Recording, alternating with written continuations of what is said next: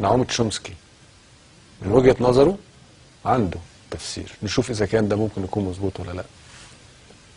Those who addressed the hundreds of people who gathered to celebrate FAIR was the world-renowned political dissident and linguist Noam Chomsky. This is some of what he had to say. The U.S. and its allies will do anything they can to prevent authentic democracy in the Arab world. The reason is very simple. Across the region, an overwhelming majority of the population regards the United States as the main threat to their interests. In fact, opposition to U.S. policy is so high that a considerable majority think the region would be more secure if Iran had nuclear weapons. In Egypt, the most important country, that's 80%. Similar figures elsewhere.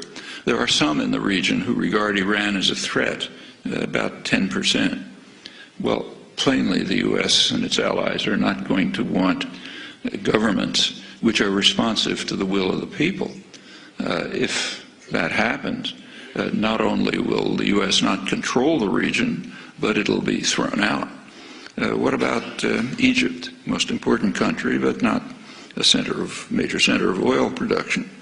Well, in Egypt and Tunisia and other countries of that category, there is a game plan which is employed routinely, so commonly it takes virtual genius not to perceive it. But when you have a favored dictator, for those of you who might think of going into the diplomatic service, you might as well learn it. When there's a favored dictator and he's getting into trouble, support him as long as possible, full support as long as possible.